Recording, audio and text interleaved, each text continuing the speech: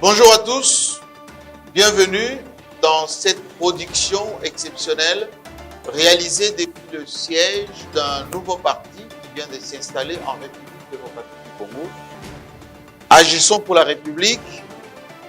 Nous sommes heureusement dans une organisation atypique parce que c'est la première fois que nous arrivons dans un siège d'un parti politique congolais aux normes. Et ça démontre combien les Congolais peuvent être bien organisés pour aborder la gestion de la chose publique. Nous allons aujourd'hui découvrir un leader qui a décidé enfin de passer du social à la vie politique. Agissons pour la République, c'est l'œuvre de l'invité du jour, ministre en fonction, mais en même temps un grand avocat. Et je préfère l'appeler maître, parce que aujourd'hui, il passe dans tout ce qu'il fait comme étant maître, parce qu'il a le sens du beau et de l'organisation. Guy Luando Ogno, bienvenue. Merci. Je serai avec mes confrères, Oscar, Willy, avec Bossembe et aussi Rachel, des grands journalistes de notre pays, pour vous interroger sur ce que vous venez de mettre sur la place ici à Kinshasa. On sait que la République démocratique du Congo a environ 700 partis politiques. Vous êtes passé d'une organisation, Vidal, pour ne pas le citer, qui a été plébiscitée comme l'une des ONG de bonne facture, avec des actions de premier plan. Et vous avez été nommé ministre. Aujourd'hui, vous devenez chef d'un parti politique. C'est quoi ce parti politique? Pourquoi faire? Merci JMK, vous l'avez si bien rappelé, en République démocratique du Congo, depuis que le maréchal Mobutu avait prononcé le 24 avril 1990, discours où il avait dit, je rappelle la phrase, comprenez mon émotion. Le multipartisme s'est invité dans notre pays. Après l'écroulement du mur de Berlin, après la guerre froide, nous avons vécu des personnes, depuis 1982, le groupe de 12 parlementaires, dont le feu papa Etienne Tshisekedi Mulumba, ils avaient combattu pour faire disparaître l'État autoritaire qui existait pour que la démocratie s'installe. Il dit la mot démocratie, comme on le dit, je n'emprunterai pas les définitions de la science politique ou des droits constitutionnels, mais le pouvoir du peuple pour le peuple par le peuple. Et pour accéder à ce pouvoir qui est détenu par le peuple, ça passe par des organisations qu'on appelle le parti politique. Il est vrai qu'il y a plusieurs partis, vous êtes bien renseignés, vous parlez de plus de 700. Mais pourquoi AREP? AREP, c'est moi j'appelle ça un laboratoire. Un laboratoire de réflexion. Parce que j'aborde les questions politiques avec tout le sérieux. Et AREP, c'est pas les bâtiments. Même s'il faut des endroits pour s'abriter, il faut des bureaux, mais c'est au-delà de ça. Nous sommes partis d'un constat. Nous accédons à l'indépendance parce que nous avons voulu. Les Belges sont partis, ils devaient partir. Il y a eu tous ces mouvements de conscience africaine, le panafricanisme, avec nos pères de l'indépendance au niveau d'Afrique, les Nyurusu Nyerere, les Kwame Nkrumah, les Lumumba. C'était indépendance. Tout le monde ne visait qu'il faut que les Belges, il faut que les colonisateurs partent pour qu'on reste chez nous. Quand on reste chez nous, qu'est-ce qui se passe? Les Congolais sont mis en avant de la scène. Et il y a eu le président Tsavoubou avec Lumumba, vous savez les élections qui avaient eu lieu. Et ça ne marchait pas. Il y a eu des crises, des incompréhensions qui ont fait à ce que, en 1965, il y a eu le coup d'État. Le deuxième d'ailleurs, après il y avait un premier coup d'État, ensuite il y a eu un deuxième coup d'État, où le maréchal Mobutu avait pris le pouvoir.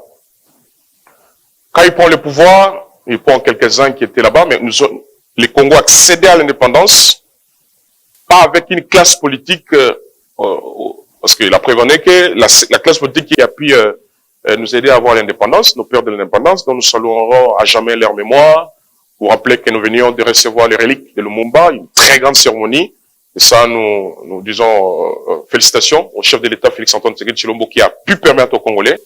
Moi-même, j'étais parti jusqu'à Chilatembo. Là, il a été achevé. Et on a ramené, et finalement, son corps repose à jamais à la place de l'échangeur. Tous nos pères de l'indépendance, ils avaient fait ce qu'ils pouvaient pour que nous accédions à la souveraineté tant nationale qu'internationale. Et puis, ça n'a pas tellement marché.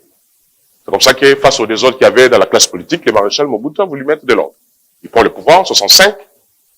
Il commence à envoyer, cette fois-là, il y a eu des premiers universitaires, dont le papa, le docteur Etienne Tshisekedi, c'est parmi les premiers universitaires dans notre pays.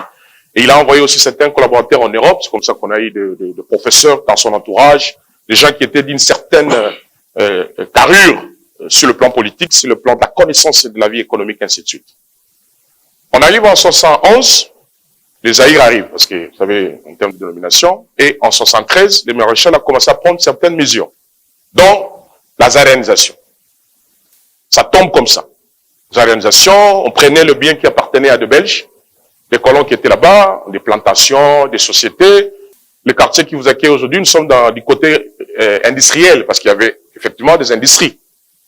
Et on a pris ça, on a donné à des Congolais, quelques Congolais qui étaient autour du maréchal. C'était aussi de l'impréparation, parce que la preuve n'est qu'après, ces sociétés étaient tombées en faillite. Les sociétés qui étaient censées résorber le chômage, les sociétés qui étaient censées contribuer à l'assiette fiscale, les sociétés qui étaient censées donner du travail aux Congolais, contribuer à un marché de biens et de services localement. Parce que vous savez, aujourd'hui, on a un déficit dans notre pays des marchés de biens et de services parce qu'il n'y a pas des industries. Ils sont là dans la chaîne de fabrication pour produire des consommables. Qu'est-ce qui se passe? Le maréchal se réveille et dit non. Il faut rendre, on a commencé à demander aux Belges qui étaient partis, non, revenez parce que c'est chaotique au niveau de la gestion, revenez, on vous rend. C'est qu'on vous avait pris dans le cadre de la zaïranisation. C'est comme ça qu'il va prendre encore une autre mesure de la rétrocession. Mais qui n'a pas marché. À côté de ça, il y a eu la loi Bakajika de 73, c'est la loi foncière où on a affirmé la souveraineté de l'État sur le sol et le sous-sol. Mais toutes ces mesures, ça ne marchait pas. On arrive à 81, il fallait corriger toutes ces erreurs sur le plan économique en termes de politique publique. Nous allons donc nous engager dans ce qu'on a appelé le PAS, le programme d'ajustement structurel. C'était des tentatives pour résoudre le problème parce que l'économie, ça ne marchait pas bien. Il y avait les deux blocs, le bloc communiste et avec les capitalistes. Déjà, à cette époque, vous comprenez qu'il y a déjà de la grogne, où les gens disaient que ça ne va pas. Nous avons accédé à la souveraineté nationale et internationale, mais on ne se retrouve pas. Est-ce qu'il faut que les Belges reviennent, ou bien nous-mêmes, les Congolais, on est incapables de s'organiser? Mobutu, le président du maréchal, n'a pas pu se retenir, il va lâcher. Il y aura donc conférence nationale souveraine, où on a fait venir tous les délégués, les sociétés civiles, les gens se sont réunis sous la présidence du fait cardinal Mosengo Passigna. Tout le monde était content. Il se disait, enfin, venez quand même ici, chacun, venez nous dire qu'est-ce qu'on peut faire pour notre pays. Ils ont fait des commissions au sein de la conférence nationale souveraine. Vous savez ce qu'il y a eu pour trouver le premier ministre, tout ça là. Voilà. Et puis, on a migré. On a déclaré qu'il fallait faire une période de la transition, de 2 ans. Et on a mis en place ce qu'on a appelé les Hauts Conseils de la République, Parlement de transition, les HCLPT. Je connais bien cette période parce que j'ai la chance, mon fait papa fut membre du Parlement à cette époque-là. Parce qu'il était le représentant de l'Église catholique au Parlement. À l'époque, il était le coordonnateur des écoles conventionnelles catholiques, mais dans la province, dans les Grands Équateurs. C'est mon père qui fut. C'est à mon père que le Belge avait laissé la charge de l'éducation catholique dans l'espace du Grand Équateur. Et le dernier, quand il était parti, c'est le père Jacobs. Il était d'abord coordonnateur diocésain, et quand l'archevêque Moumoundala est arrivé en Bandaka, on lui a confié cette mission.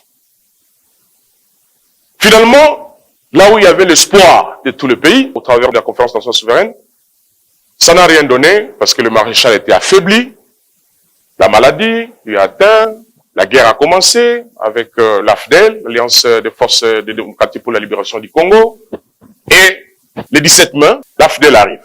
Tout le monde content. Il y a eu la liesse populaire pour dire enfin, ce qui n'a pas été réglé en 60, ce que le maréchal n'a pas pu faire, ce que la conférence nationale n'a pas pu produire, enfin, Mzee Laurent Désiré Kabila, nous allons maintenant décoller. C'est comme ça qu'il y a eu cette liesse.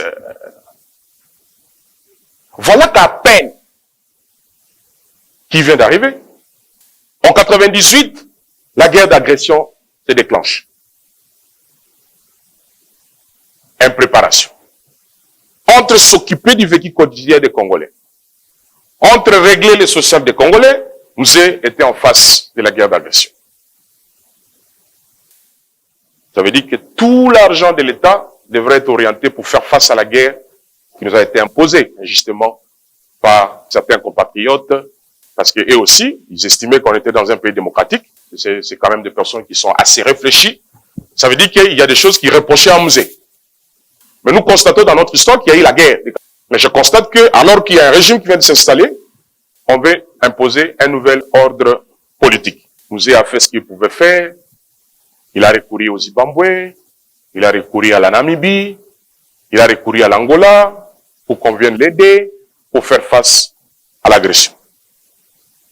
Malheureusement, il va nous quitter dans des conditions atroces. Nous n'avons pas eu le temps de digérer sa vision pour le Congo. Nous retiendrons des bouts de phrases. Prenez-vous en charge. Mais sa théorie, sa doctrine, on n'a pas consommé ça. Parce que le moment où il voulait mettre ça en mouvement, on l'a empêché d'avancer d'un seul pas. Encore une fois, les gens sont restés dans leur soif. Comment régler le problème de l'eau, le problème de l'électricité, le problème des routes? Les routes que les Belges nous avaient laissées, aujourd'hui vous êtes incapables. Avant, vous pouvez quitter Boma jusqu'au Katanga par voiture et c'était des VW. Et c'était pas des routes asphaltées, c'était des routes à terre bâtie. Pendant qu'on veut qu'on revienne jusqu'à ce niveau de vie-là que les Belges avaient laissé, nous nous retrouvons en train de dégringoler. Et on a eu un autre acteur, Mzee, qui est arrivé, il n'a pas eu le temps. Mzee part, le 16 janvier, le président Kabila, Joseph, le succède. Il arrive avec un esprit d'ouverture. Il dit non, mes frères, pourquoi vous prenez les armes? Venez, asseyons-nous, parlons-en, il s'agit de notre pays. Si vous avez de belles idées, venez, on met ça sur la table. D'où le dialogue intercongolais. On ne le fera pas ici, mais on va aller en Afrique du Sud, au pays de Madiba, au pays de Mandela, un grand baobab de l'histoire de l'Afrique et du monde entier. Discussion, les délégués, discussion. Encore une fois, les Congolais se disent enfin. En tout cas, après Sun City, les Congolais ne vont plus aller faire des check-up en Europe. Nous allons faire des check-up ici au Congo. La jeunesse va trouver de l'emploi. Nous allons élargir l'assiette fiscale. Il y aura de quoi manger. Il y aura ce sens d'être, la fierté d'appartenir à la nation congolaise. On revient de Sun City avec un schéma de 1+4. Un président avec 4 vice-présidents. Ils se répartissent des commissions. Un en charge de ceci. L'autre, on dit, cette fois-ci, ramenez-nous vraiment sur le rail de la démocratie. Qu'on ait des élections. Que le peuple se choisit parce que, vous avez vu comment je vous ai décrit depuis 1960, le peuple n'avait pas droit tellement au chapitre. Mais il y avait un peuple derrière, dont les destins dépendaient de ces anciens belligérants, mais qui s'étaient dépassés et ils avaient placé l'intérêt supérieur de la nation pour qu'ils se mettent ensemble et qu'ils dirigent aux destinées de la nation parce que le défi était énorme. Et pour la première fois de l'histoire de notre pays, moi au moins, j'ai ce privilège de vivre la passation du pouvoir entre l'opposition et la majorité.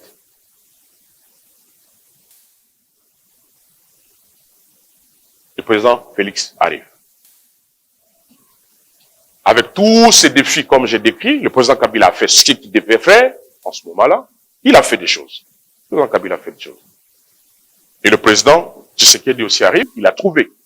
Il y a eu des choses qui ont été accomplies, qu'il y avait des choses à accomplir. C'est ce qu'il fait aujourd'hui au travers du gouvernement de la République. Pourquoi maintenant AREP, après avoir bossé? C'est pour ça qu'on vous a laissé nous faire l'histoire de notre pays. Oui, parce qu'il faut que vous Trois compreniez... mots. Agissons pour la République. Voilà, pour que vous compreniez que ce n'est pas de l'opportunisme. Voilà l'élément déclencheur d'AREP. Un jour, j'avais organisé un tournoi de football en hommage de mon fait père, Mbolando Pierre, à Bokungu. Mais je n'ai pas pu me déplacer personnellement. J'avais envoyé mon frère aîné avec mon équipe de communication. Et ils ont filmé l'événement. Et ils m'ont envoyé le flash. Avec la vidéo contenant comment c'était passé. C'était au mois de décembre 2018. C'était le mois de la nativité, la naissance du Christ. J'ai appelé les enfants pour dire, écoute, venez voir là où papa est né. J'étais fier, parce que dans mon identité, c'est né à Bokungu.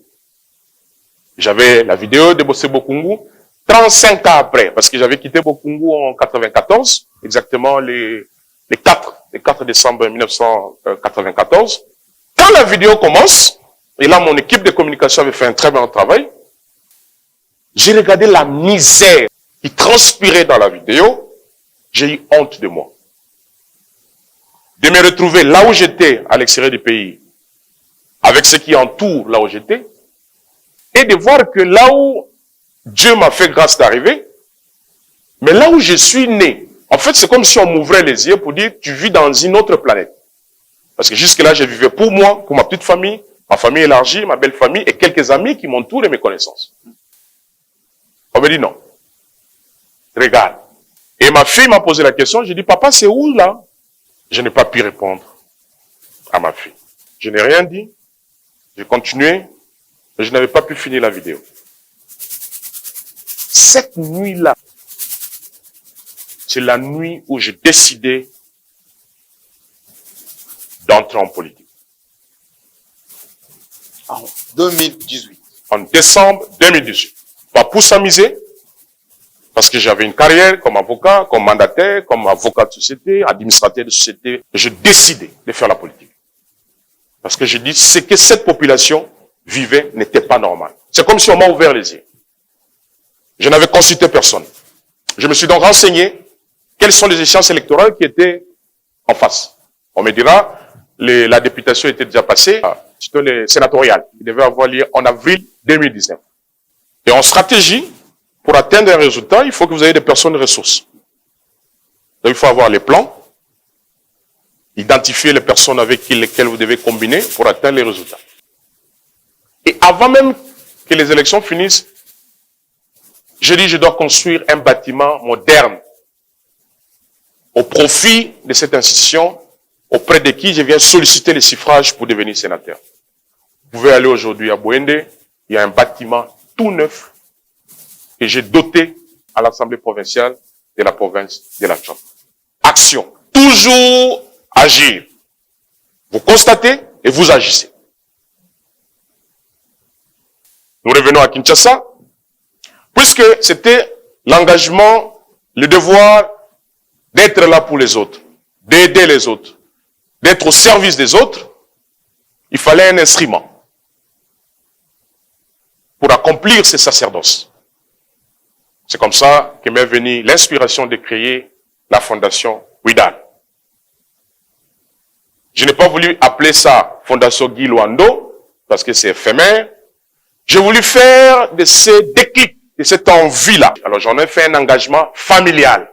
Au lieu de commencer à agir à Bokungu, je me suis retrouvé à faire des forages d'eau à Kinshasa, à construire des écoles en Mbandaka, des routes, des routes à caractère provincial, des hôpitaux, des ambulances, des bourses d'études, la formation professionnelle, l'entrepreneuriat, des fonds de commerce, des écoles modernes, Widal School en Mbandaka, les collèges présidentiels de Gbadolité, dans le Haut-Toué à Isiro, à Goma, quand il y a des éruptions volcaniques. On a agi. Dans les transports en commun, on a agi. Alors, de façon intense. Pour les autres, avec le peu que nous avons mis de côté comme épargne, évidemment, dans le cadre d'un engagement familial. Quand je suis devenu sénateur, en dehors d'agir comme Ouidal, j'ai agi aussi comme sénateur. J'étais non inscrit, et au Sénat, aujourd'hui, j'ai la fierté, comme sénateur, de laisser dans les annales du Sénat toute une loi sur la recherche scientifique et l'innovation technologique. C'est la loi Luando qui a été adoptée à l'unanimité par tous les sénateurs, et ça a été envoyé à l'Assemblée nationale en deuxième lecture. Parce que je pense que la recherche scientifique doit être valorisée. L'ordonnance loi de 1982 ne permet pas de valoriser la recherche. L'ordonnance de 1982 ne permet pas de pouvoir doter le secteur de la recherche des financements dont il a besoin. D'où cette loi que j'ai proposée qui vient résoudre ce problème-là, de financement et de la valorisation de la recherche. Parce que nous assistons à la fuite des capitaux, la fuite des cerveaux, des gens qui ne veulent pas revenir parce que la recherche n'est pas prise en compte. Et cette inspiration de cette loi m'est arrivée, c'est à la période de la Covid-19. Il fallait trouver des formules pour faire face à ce virus. Et j'ai été repéré par le chef de l'État, Félix-Antoine Tshisekedi Tshilombo, pour faire partie du gouvernement de la République. Dans le gouvernement que dirige son Excellence, le Premier ministre Sama Lukonde Kyenge. Je me retrouve donc au gouvernement, sans parti politique, sans regroupement politique. Vous savez bien, la théorie d'accession au pouvoir, le rôle, comment on accède au pouvoir, il faut une organisation. On n'accède pas au pouvoir comme ça dans un État démocratique, là où on prône les libertés individuelles. Donc c'est après une observance sur le plan social, je vous ai dit, avocat, entrepreneur, philanthrope, sénateur, et avec ma casquette actuelle comme membre du gouvernement, j'estime que j'ai une opinion politique dont je vous réserverai la primaire tout à l'heure pour vous expliquer comment AREP a vu le jour, vous avez suivi, mais c'est quoi la sauce, les épices politiques que AREP veut rajouter sur l'arsenal des partis politiques qui existent dans notre pays. Merci beaucoup. Je vois derrière vous, vous avez votre directoire genré, des hommes et des femmes. Je vais maintenant distribuer la parole à mes collègues qui sont avec moi et j'aimerais qu'on soit beaucoup plus direct et plus concis. Cette fois-ci, nous n'allons pas vous laisser nous embarquer. On sait que vous êtes un grand trubin dans la manière de présenter un peu les choses. Willy Kalengai aborde cette émission avec un questionnaire. Merci Jean-Marie, merci Monsieur le ministre de nous accorder cette interview. Vous avez déjà brossé un tableau presque très clair. Moi, je voudrais aller dans les détails. Vous avez organisé il y a quelques jours un congrès extraordinaire et à l'issue de quel congrès, une déclaration a été faite. Mais avant qu'on parle de congrès, rentrons un peu dans quelques symboliques. Parce qu'un parti politique, c'est des valeurs, mais c'est des symboles. Alors, une symbolique majeure, c'est celle du colibri. Vous avez choisi cet oiseau, ou en faire même l'oiseau symbole d'alliance, même d'adhésion. Quel est le sens exact que vous donnez à cet oiseau dans l'ensemble de votre offre politique? C'est quoi le colibri? Après avoir observé la situation politique, sociale, économique, financière de mon pays, j'ai vu que les défis étaient énormes. Mais face à ces défis énormes, qu'est-ce que je fais? Je croise les bras, je ne dis rien. Je me suis quand même rappelé qu'il y a une légende très riche. La légende dit que le colibri a vu le feu, les animaux, même les lions, ils sont partis. Les lions, les léopards, tous ces gros les animaux que vous dites, même l'éléphant, il est parti. Mais le petit oiseau a regardé et dit, est-ce que moi aussi je dois partir? Je vais laisser notre forêt, notre pays. Il a regardé à gauche, il a regardé à droite. Il a dit, qu'est-ce qui peut éteindre le feu? C'est comme la sauce AREP aujourd'hui. Qu'est-ce qui peut mettre fin à la situation. Pas à 100%, mais qu'on sente quand même ce désir d'appartenir à cette nation. Colibri a volé doucement, parce qu'il vole très lentement. Et il est allé, il a dit, pour éteindre le feu, il faut de l'eau. Mais il faut une bonne quantité de l'eau. Et il est descendu dans l'eau, il a pris la quantité de l'eau dont sa bouche peut contenir. Mais c'est très petit. Cette eau-là, il n'a pas bu ça parce qu'il avait chaud à cause de la chaleur. Mais il a pris cette eau-là, il est revenu vers là où il y avait le problème pour tout le monde. Il a commencé à jeter l'eau. Il faisait des tours. Il allait, il revenait. Il allait, il revenait. Et il y a un autre, un fainéant qui était à ses côtés. Allez, arrêtez ça, Colibri. Attends, tu exagères, toi. Comme on dit dans les langues, c'est quand même des paroles touchantes. Si le Colibri n'était pas dans une symbolique d'engagement, il allait abandonner et partir. Le Colibri n'a pas écouté. C'est comme ça, dans la politique, même quand il y a des critiques, il faut être au-dessus de ça. Ne te décourage pas. C'est comme ça qu'il ne faut pas répondre aux insultes. Le Colibri a dit, moi, je fais ma part.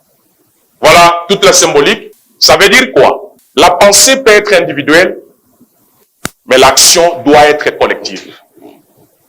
Si le colibri fait ce qu'il fait, le léopard peut faire, les éléphants peuvent faire, de cet effort commun, ça permettra d'éteindre réellement le feu. Des pensées individuelles aux actions collectives, et nous aurons les résultats.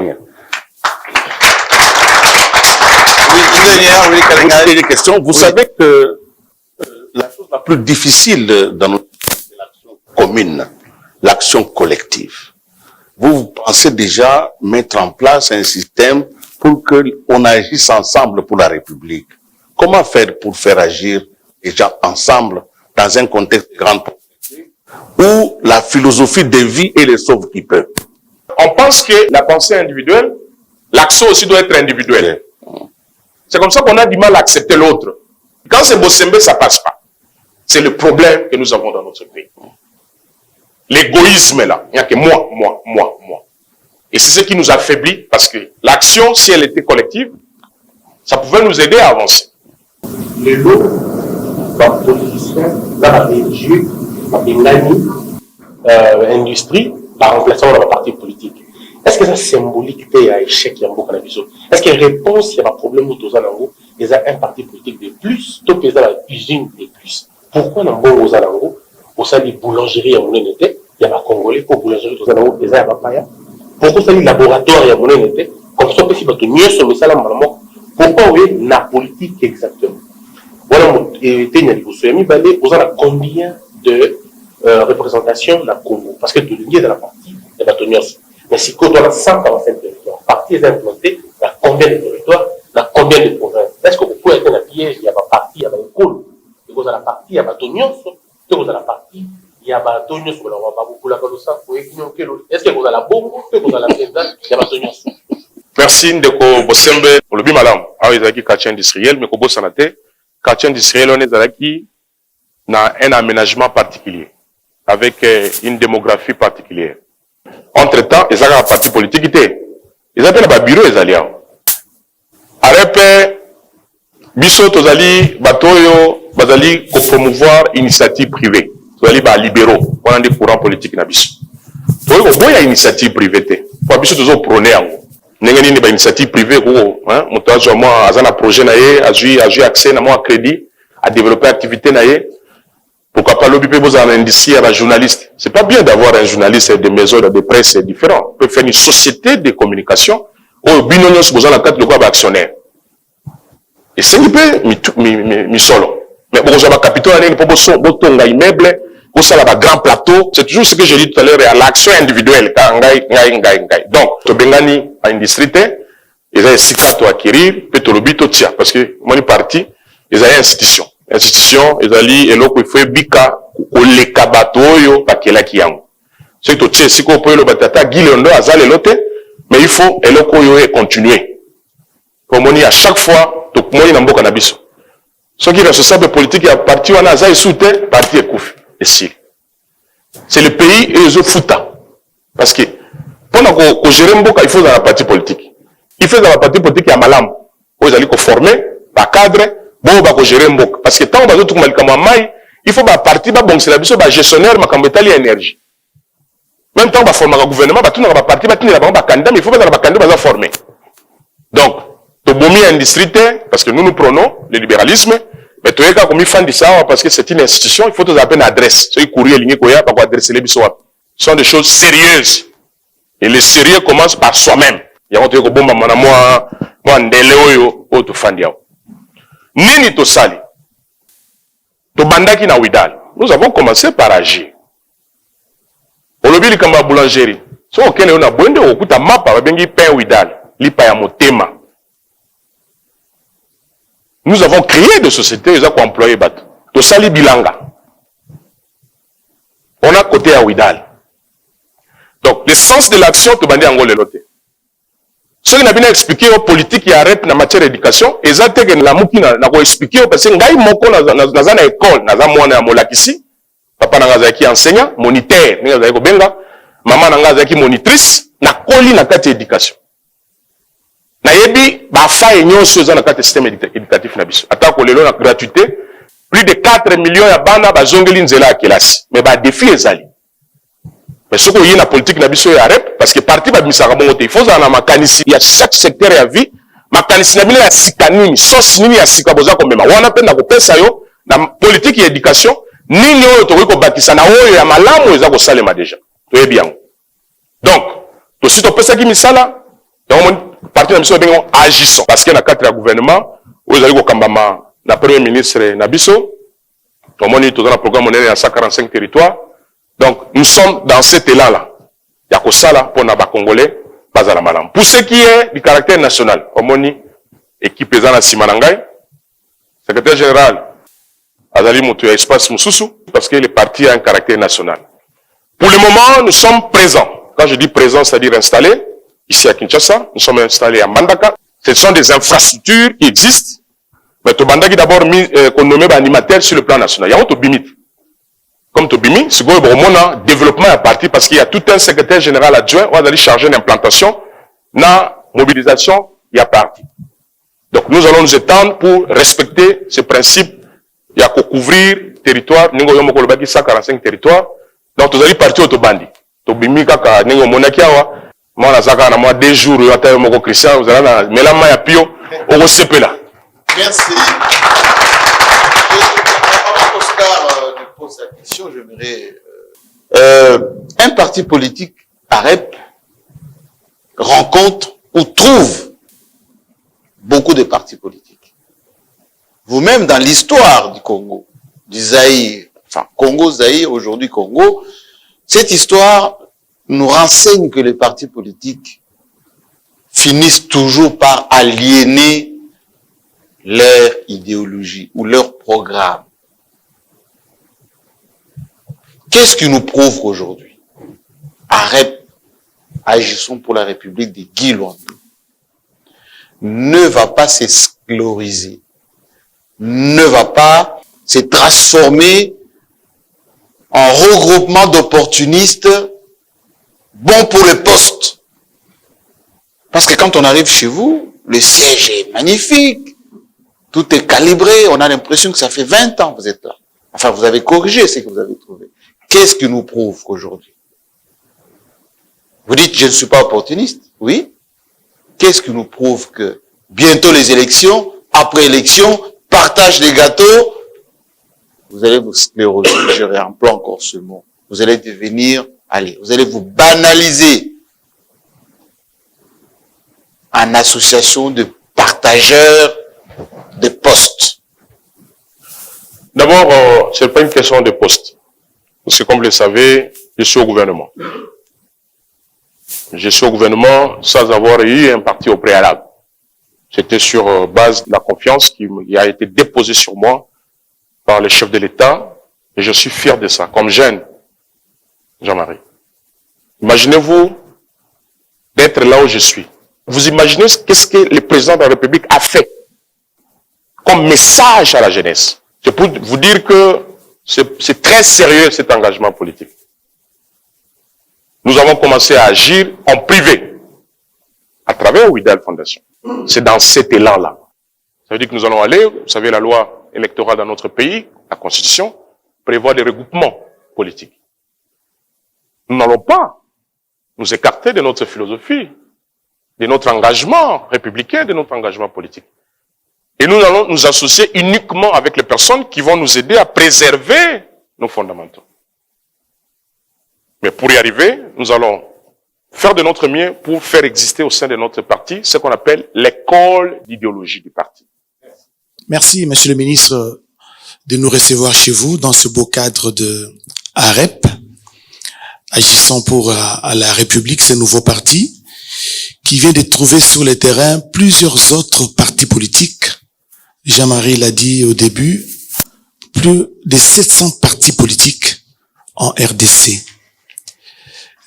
Tout naturellement, la vision de votre parti politique se recoupe avec celle d'autres qui existent déjà. Pourquoi ne pas faire front commun au lieu de créer un nouveau parti politique, vous associer aux partis qui existent déjà et qui sont dans l'union sacrée pour la nation et mener les mêmes combats autour du président de la République? Ça, c'est ma première question. La deuxième question, vous avez dit, quand vous avez brossé l'histoire politique de notre pays, et quelles sont les motivations qui vous ont poussé à embrasser justement à la politique, la misère de la population, mais vous avez trouvé d'autres leaders, non seulement dans votre milieu naturel, d'autres acteurs politiques qui sont sur le terrain. Est-ce que vous, en tant que Guy Luando, ça ne vous fait pas peur? Parce que vous venez à peine de commencer, vous avez dit en 2018, c'est alors que vous avez senti cette vocation, cet apostolat. Est-ce que vous n'avez pas peur de côtoyer d'autres acteurs politiques, même de votre province, qui ont pignon sur rue? Merci. La question que vous me posez, c'est un peu la question de savoir pourquoi il y a beaucoup d'églises dans le monde. Vous allez dire aux kimbanguistes, mais pourquoi vous ne vous associez pas aux musulmans? Pourquoi le catholicisme? Déjà, d'ailleurs, même dans le catholicisme, il y a eu les protestants. Et au-delà de ça, on est à plus de 100 millions, il y a à peine 800 partis. Parce que c'est le multipartisme, c'est pas moi. C'est la Constitution qui prévoit les libertés publiques. On peut en avoir autant. Mais là où ça va faire la différence, c'est pourquoi vous vous engagez sur ce terrain politique. Et je vous ai décrit ici l'essence de mon engagement. Ça me manque le barreau. Ça me manque le prétoire. J'aimerais bien être dans ma toge, défendre les causes des opprimés, des femmes violées. Et mon engagement politique est bien au-delà de ce que vous pouvez imaginer. Je sais bien ce que je suis venu faire en politique. Je vous ai expliqué.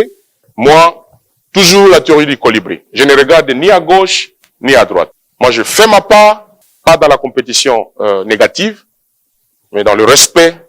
Nous sommes des Africains. Attention, il y a le respect dit aux aînés, mais tout en faisant sa part. Il y a des gens qui ont donné leur vie pour ce pays. Il faut les respecter. Il y a des gens qui se sont bâtis pour qu'il y ait la démocratie. Il y a des gens qui se sont bâtis et ils sont encore vivants aujourd'hui. Nous ne pouvons pas, nous, oser remettre en cause leur combat politique. Mais nous venons avec l'offre que nous proposons et nous pensons qu'il peut permettre au pays d'aller de l'avant. Rachel va poser sa question. On va entrer en 2023 dans une période électorale. Il va y avoir des soutiens pour le président de la République. C'est un acteur politique, il a besoin des soutiens. Il a besoin d'acteurs pour l'accompagner. On a décelé, en lisant la couverture de ces congrès extraordinaires, que vous étiez dans l'option de l'accompagner. Vous allez mettre quoi dans son panier? Pourquoi seulement lui? Opportunisme ou tout simplement du réalisme? Jean-Marie, le président de la République m'a nommé comme membre du gouvernement. Il ne s'est pas posé toutes ces questions que tu te poses maintenant. Il n'a pas regardé mes origines. Il n'a pas regardé j'ai combien de députés. Il ne s'est pas demandé il a combien de sénateurs. Son cœur, à travers le Premier ministre qui est notre chef du gouvernement, ils se sont concertés, ils ont dit, prenez cet enfant, mettez-lui ici au gouvernement. Ça, c'est ce qui est essentiel pour moi. Ce choix qui a été porté sur moi, Au-delà de ça, quand j'entre au gouvernement, je prends part au Conseil des ministres. J'ai pris le soin de lire le programme du gouvernement. Parce que vous savez, lorsque le président de la République est allé aux élections, tout ce qu'il a promis aux Congolais, sa matérialisation passe par le programme du gouvernement pour lequel le gouvernement a été investi en avril 2021. Et quand nous discutons, quand je vois ce qu'il nous donne comme orientation, quand je le vois parler, son sens d'engagement pour le bien de ce pays, quand je vois les efforts au niveau des finances publiques, nous sommes partis d'un budget de 4 milliards, le budget pour l'exercice 2023 qui va être déposé, ça sera de 14 milliards. Mais c'est pas encore assez, parce que nous, dans REP, notre politique de finances publiques, c'est voir comment l'État, en dehors des ressources classiques que nous avons, c'est-à-dire les impôts, les taxes, disons, la fiscalité, la parafiscalité, où il faut aller pour trouver d'autres ressources pour financer le budget de l'État. Et nous, nous proposons que l'État puisse aller dans le milieu financier international, dans la bourse. Tous les États empruntent. Pas forcément auprès du FMI et de la Banque mondiale. Il y a des fonds d'investissement qui existent. Mais attention, on va vous prêter de l'argent quand il y a la bonne gouvernance, quand il y a la transparence de la gestion. Comme ça, d'où il faut améliorer les politiques publiques en matière de la gouvernance financière. J'ai vu comment le chef de l'État a permis à ce que l'IGF soit actif, même si c'est pas assez, mais l'intensité du contrôle de gestion de finances publiques rassure. Donc c'est pas à l'aveuglette que nous sommes derrière le chef de l'État. Plus de 700 partis politiques.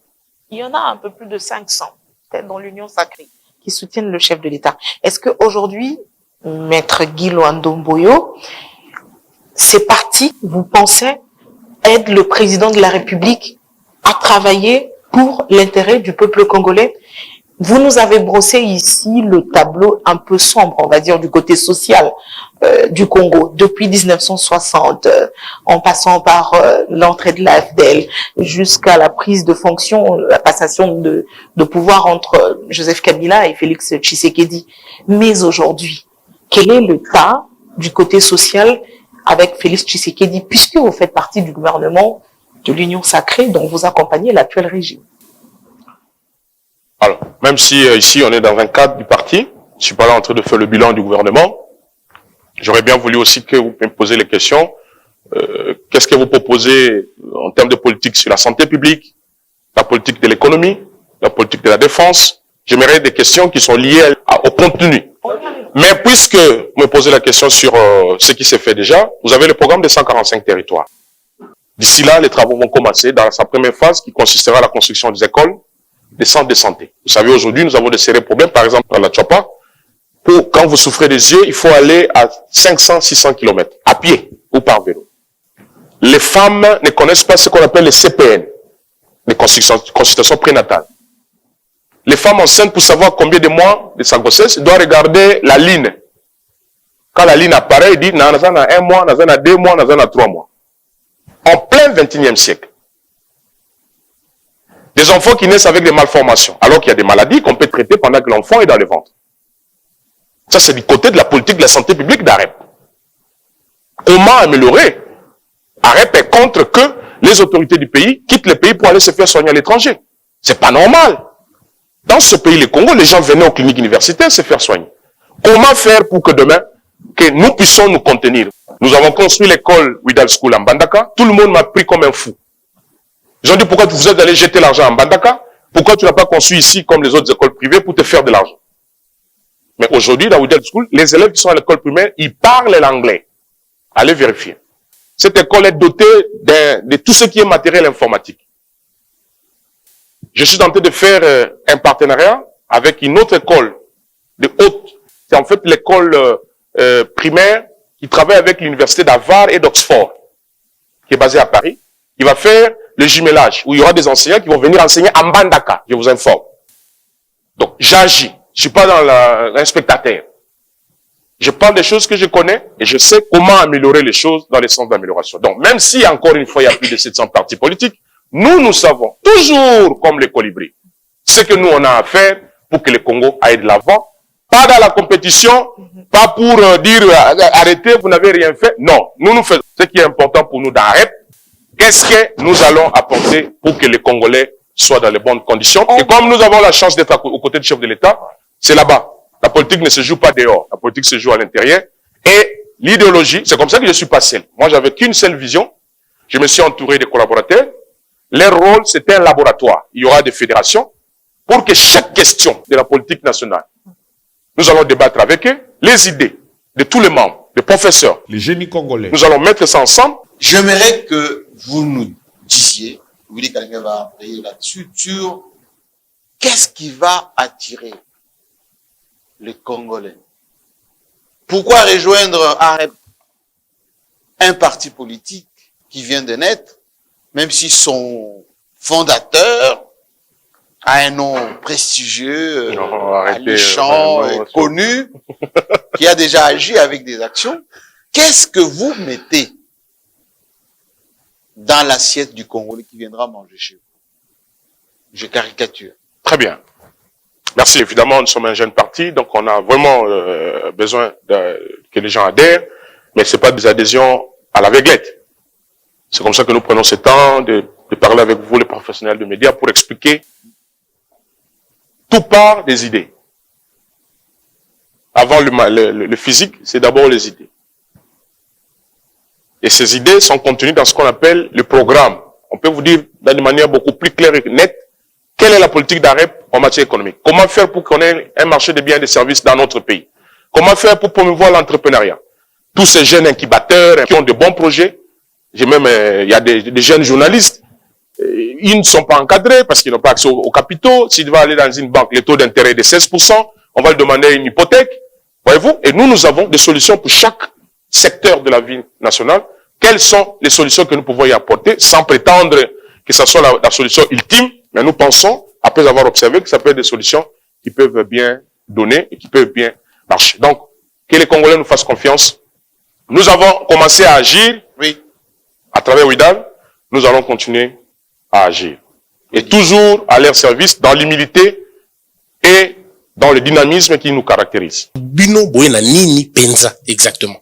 Merci Ndeko Christian Bosembe. Oyebi Ndeko Christian Bosembe toko sanate. Coutume na biso nenge to botami to koli pifo ezalaka pa moto moko. Nenge to kola na mboka balobaka na biso mokonzi azalaka moko. Nous ne sommes pas encore au niveau où il y a un chef qui partage le pouvoir. C'est comme ça que même la constitution moni batia tata mokonzi mboka lokola gara des institutions. Pour être ceux qui montent appelés dans l'assemblée, il y a des fois bomango. Nous, au niveau d'AREP, on ne voit pas d'inconvénient de garder le même système politique. Qui met le chef de l'État au-dessus de la mêlée, qui ne le place pas d'être responsable devant l'Assemblée nationale. Parce que ça se joue au niveau de la responsabilité politique du chef de l'État. Pour l'instant, dans notre système politique, c'est le Premier ministre qui est responsable devant l'Assemblée nationale. Et non pas le président de la République. Parce qu'il doit rester au-dessus pour bien contrôler. Parce que dans ton comité, au moins, tu as une démocratie, maintenant ton comité, c'est quand vraiment démocratie wana est sengi. Il y a un moment où tu as ma ponomi, tu as un observateur, tu as un bâté. Ton monde m'a bêté. Petite question concernant les jeunes, par exemple, qui sont nombreux à vous suivre et qui voudraient bien intégrer ou participer dans la vie politique active, mais des jeunes qui sont déçus, Maître Guy Ndomboyo, de la politique, des politiciens qui n'ont pas de travail, le chômage bat son plein. Quelle est la politique de votre parti politique pour résoudre la question du chômage et permettre aux Congolais, des jeunes de moins de 40 ans, d'avoir la chance peut-être d'être nommé ministre comme vous, mais de travailler au sein de l'administration publique, de trouver de l'emploi et de subvenir aux besoins de leurs familles respectives? Je dis toujours, on ne peut pas préparer l'avenir uniquement avec les jeunes. Mais on peut préparer les jeunes pour le futur, pour l'avenir. C'est vrai qu'ils sont déçus. Et moi, je me donnerai ces devoirs-là. Moi, je n'appelle pas aux gens d'adhérer aveuglément. Je vais aller à les rencontres pour leur expliquer.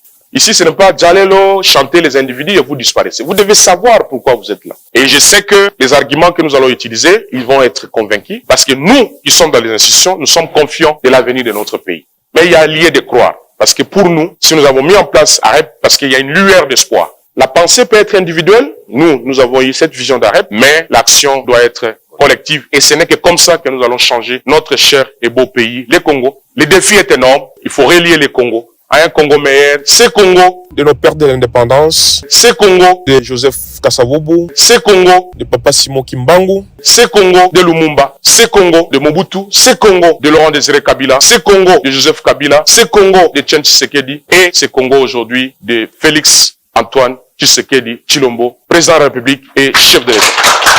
Merci beaucoup, monsieur le ministre, président désormais d'AREP, pour cette première sortie médiatique importante. Vous avez déplacé ici ce qu'on peut dire la crème de la presse de notre pays, accompagné avec le directoire de votre parti. Vous allez désormais faire face aux Congolais qui vont découvrir enfin ce parti.